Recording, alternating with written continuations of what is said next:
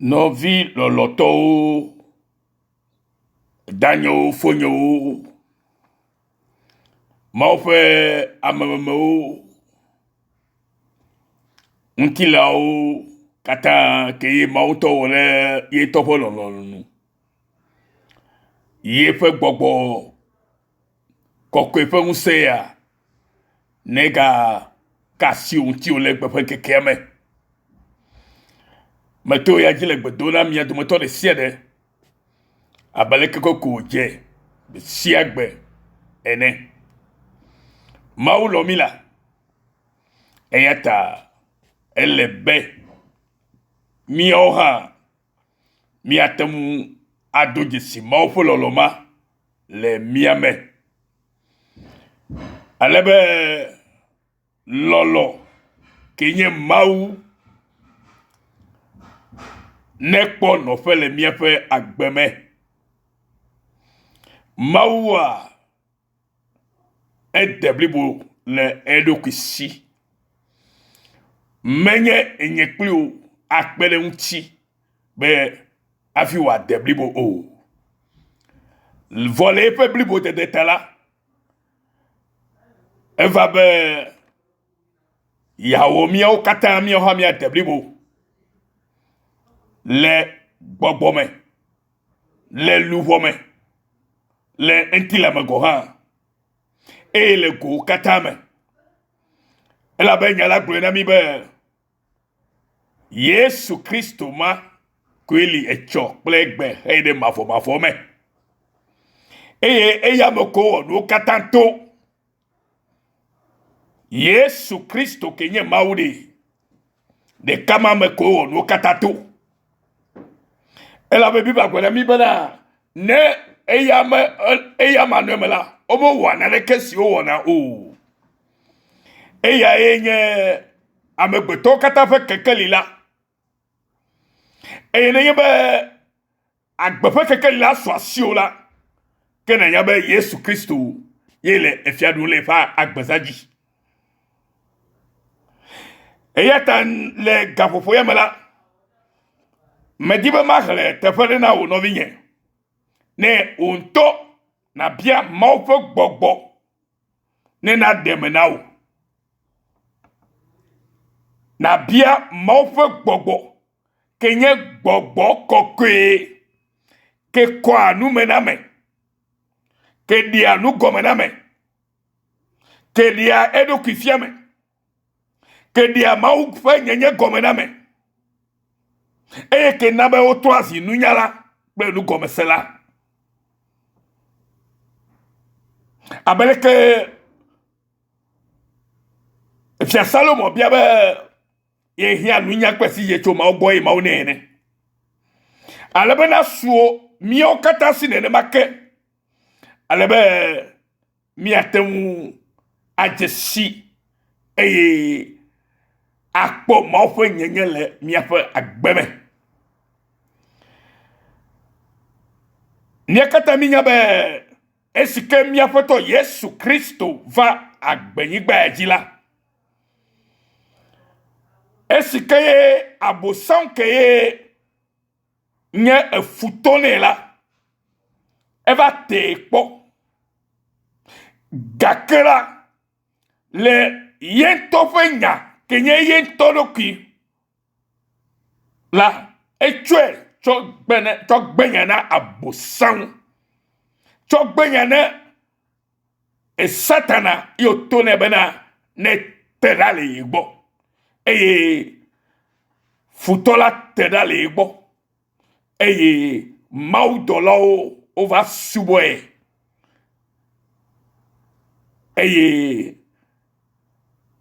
o defie mi bena mi anya bena ye gbenu le satana gbo yente iwe kenye mawuwe gakale pe totitrita gakale pe agla dejede ye ntita ye tone bena terale gbo ye take nyera nyigbajia ye to bala nyigbaji no laola ye to gava Yesu to gava mi agbo mawato diva mi agbo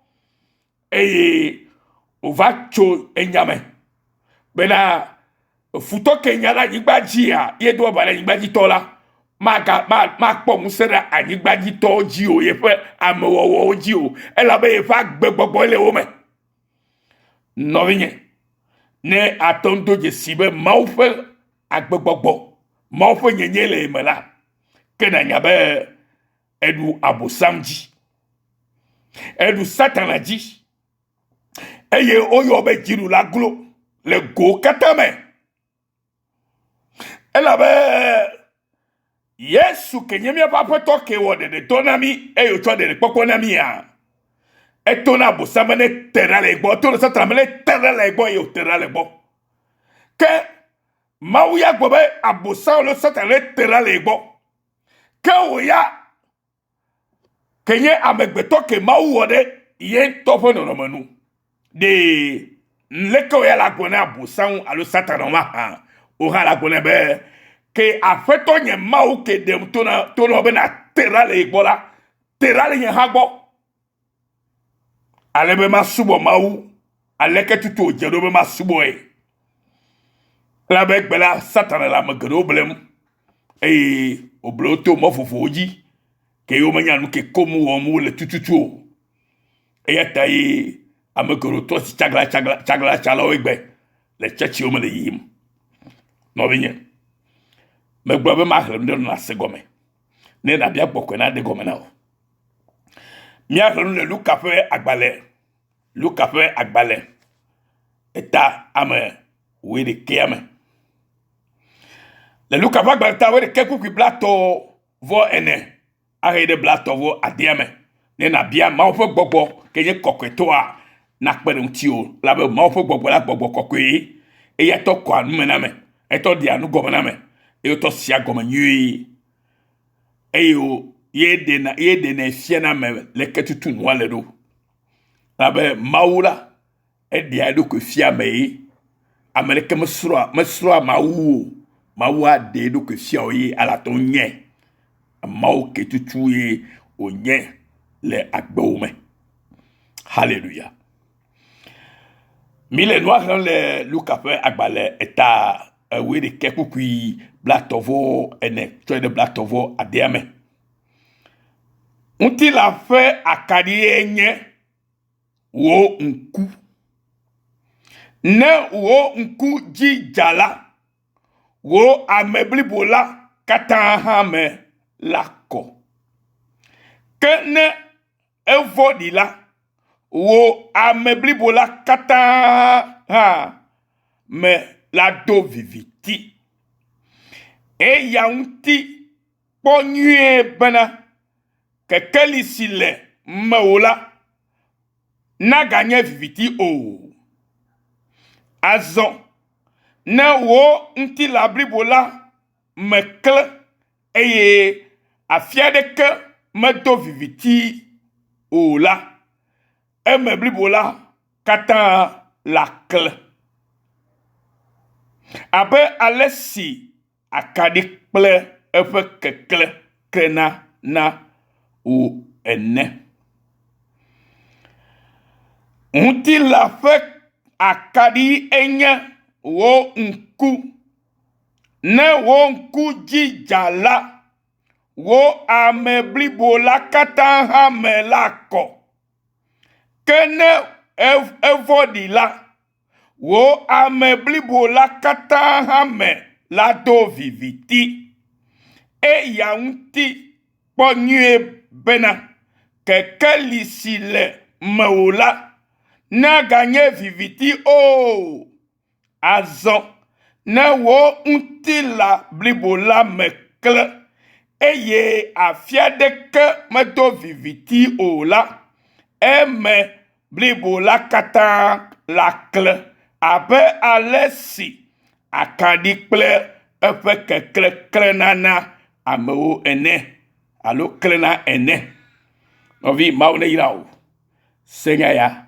ne na dengbelenti na bia gbogbo kokwi ne na dende gomeno la fia ne na se egomelo mileti mi aiji le jipo fiarfia fe goma se fe nyome le nkekesio mi ya ne miase nu gɔme nyuie tsɔku ɖe mawufiaɖuƒea ŋuti ne miase nu gɔme nyuie aku ɖe dedekpɔkpɔ ame si ke kpɔ ɖeɖe la ne miase nu gɔme aku ɖe ŋuti le Yesu Kristo ƒe ŋkɔme. Nɔvi, gɔmesese kae su asiwo ku ɖe nyanyui sia ŋuti. Gɔmesese kae su asiwo ku ɖe nyanyui sia ŋuti. Nyanyui sia nye kawo. Nyanyui sia kplɔ be zɔzɔ le kekeli me. De marcher dans la lumière. To walk in the light. Azɔ le kekeli me.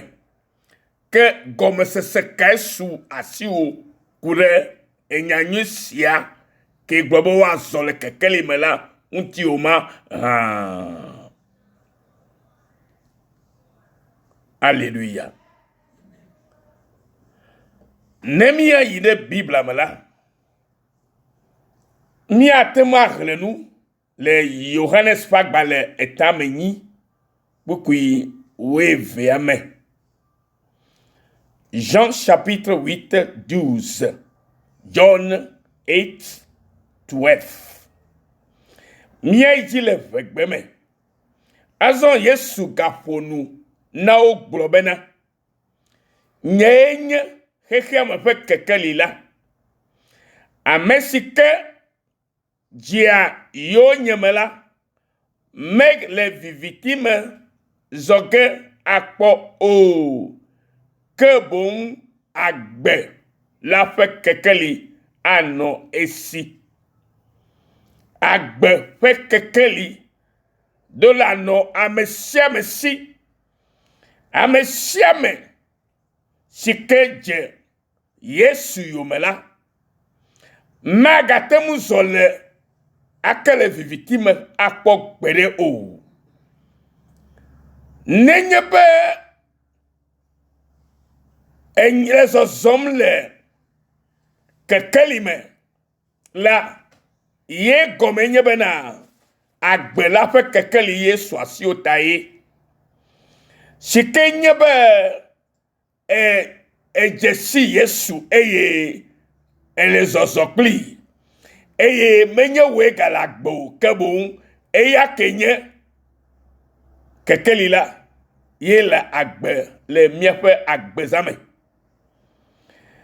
Nenema ke Yesaya ƒe agbalẽ eta 49 kuku amadia ne hlia la senya le ye gɔme geɖe le afi ma.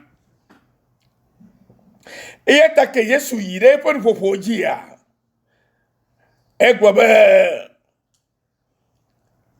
ye nye xexea me ƒe kekeli la.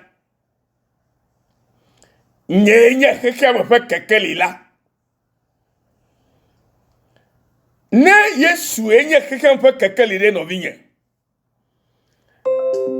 ke na be azɔ le kekeli me, alo yakpɔ agbe ƒe kekeli la ne su esi ɖe, ke fika la tem di le o. Yesu ɖeka yome dzedze, Yesu ɖeka dzi xɔse me koe. Nya siwo gblɔ mi le ya. Elabe mi nye nyuie ɖe bena mawufiaɖuƒea ƒe gbeƒã ɖeɖe ye ku ɖe Yesu Kristo ŋuti. Abeleke miate ŋu ahlẽ le edɔwɔƒe agbalẽ eta 28 bukui 31 ene. Leke yo gblɔ na mi o. Egblɔ na mi bena eye wole mawufiaɖuƒe la ƒe gbeƒã ɖem eye wole nu fiam le Aƒetɔ Yesu Kristo ŋuti kple dzideƒo ŋutɔ. Eye ame aɖeke mexea mɔ ne o. Apostol Paulo eyi ɖe Romatɔwo gbɔ eye wòɖe Mawu ƒe nyenye ke nye dziƒofiaɖuƒea la eɖe fie. Elabe Mawu ɖia nufiame. Mi xlẽ le Mose ƒe agbalẽ gbãtɔ hã me eta 30 a blatovo atoame chokukui ame asire kaide we atoame mi ma hli kata la fi ma olu vo nu sikeme tibe nyekro mi anya le fi anya bana mawe dia edo ke fiame mawu fi ma mi kele kuku asikeme bana eye mawu gade edo ke fia Jacob esi ogbocho Mesopotamia eye oyire eye mawu glone bena nko enye Jacob cho esi agila o maga yo bena Jacob o kebum nko enye Israel eyata o yone bena Israel eye mawu glone bena nye mawu ngusekatato aji eye na sogbo anye duko ha o fe fofo eye fiao ajo emewo bukui amasi de kebaide we de kame mi klema mawu to edia edo ko fiame lema tutu de edo ko fia apostle Paulo wema eye Yesu to de fiami le Yohanes fa gbale ya mebe yenye keheke mbe kekeli ta mesie mesikela jeyome alo agede kekeli siamala ke magazo viviti ma akpo gbede o agbepe kekeli la suesi eye taye Yohanes fa gbale gbanto Yohanes fa gbale ta gbanto kuki ame tokle ameni ha gbola mi bana wo wonu katato eyama kenye kikamepe kekeli la o wonu kata to eyamaji eyama no emela o mo wana ne kasi ka o wona o eyame agbele o Yesu Kristo me agbele agbele nye amo pe kekeli la. Praise the Lord. Agbekele Kristo me la yenye miao fe kekeli la agbekele Kristo kenye kekeli la na hikia katala ne agbe makele Kristo me gele me la mi po agbe fe kekeli eye mi astonzo le kekeli ame mi magaso le vivitimo. Alléluia. Eye ta ya poso le gbe fa denji o fiar fe ya le kia be afina tuma gede me ne na po jojo nyenye unti fafa pre jijo kele gbogbo kokemela ejebe na doje si amesi kenye kecha kekeli ya ke kwenye Yesu Kristo. Alléluia. Et la belle ya mele mola naneke me matema wo. Praise the Lord. Eyeto yebe ne amiade le sosom le kekeli mela yenye be amiale agbenom le vovo pokpokple jojo nyenye si le Kristo Yesu melane ne ale sosom le kekeli mela ye gobenye be ekpo vovo ekpo dede eye enyame jojwe kenyi po jojo nyenye si le Kristo Yesu mela me amesi vole epe jichinyame alo amesi si jichinyanyele eye epe jichinyame mega bua fo egbede ola gama mela anyabe le Kristo me yatefe. Alléluia. Amele atem abiam bena ke aleke matemu azole kekeli moma ha Yohanes fa gbale gbato etagba kukui amadre glonyane me kudentina mi novinya. Alléluia. Que ne miele kekeli me zom abe alesi eyanto le kekeli me ene ame kanto le kekeli mo Yesu gbenabe nyenye keke fe kekeli la ke yanto le kekeli enye kekeli agbale pe kekeli ame eye taye Yohanes fa gbale gbato ya tagba kukui amadre le gbogona mi bena ke ne miele kekeli me zom la abale sike eyanto le kekeli me enela ekema miedo fu me kple mia neo kekeli me viwo adofo pe wono ne o elabe mi trosi Amerika le Kristo Yesu me kenye kekeli kenye agbefe kekeli nami eye evia Yesu Kristo pe vula klo nouveau kata dale miauti ya nenye be kwese ele melekela jifo fiarfe ayo malo ma fiarfe ma ke o klo nouveau kata le nchio eye fo metodo de kala anyenye kloto gomede de nyesi do la sumia si kude kekele mutila mi atemu akpo le pusa mo fagbale alofa de ka we asike pukui amewu alofa de ka maton ele bobo wonya enye akari na nye afo pe kekele na nye tofe. Ta parole est une lampe à mes pieds et une lumière sur mon sentier. Your word is a lamp to my feet and a light to my path. Novinho enya siome copain. Que nous kaenye kekeli la zo. Maupenya yenye kekeli la. E kekeli kenye maupenya kenye enya. Abreke yohe fak ba le banto gbenebe le gomedia enya la lia. Oh, enya de kako glomi lelo. De popo na po amekoto na po de kot e ko fe enya onti le totron lelo. Menye bubu ko ala ba ki apoto Yesu Kristo to vala ebe mi trole mi apa jiome. Alebe ma ofia fele to sumiasi. Alebe mi atama so le kekeli kenye la me. La be yenye kiya ba kekeli. Nyama de kako glomo ile. Ne mie kata mie to jesi nyate fesiela ke mie focho nouveau sime. E mie to ju pou meneka le apeton la me. E mie anomia no me.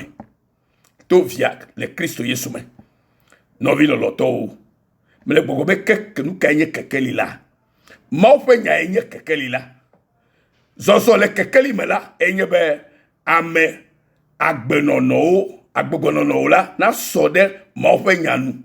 Eye nyala nezu agbe o alebe nu si anu sike na wo la nenye ma opo lolonu sike yebe agbe na kpo agbe eye na nye na agbe fe kekeli la na swasio be mega so le victime aka o nu mako blomi lema no vinye eye ta ma wona yiro nya siota ma wona yiro be na so le kekeli ma et ya me quelque chose sur kekeli mala mark li noa janyu ela bele nu pom Yesu enye ki fa kekeli ne o ha gare me kola kekeli lebo e wa yo be o ha nye kekeli e na kle afisa fskenai e ba gazo victime akpogberolo Yesu na ira me kata no vio Yesu yo ira ma o la voici do la pek benega se to forgiveness mission Australia pa ngbaji o ira mi kere amen.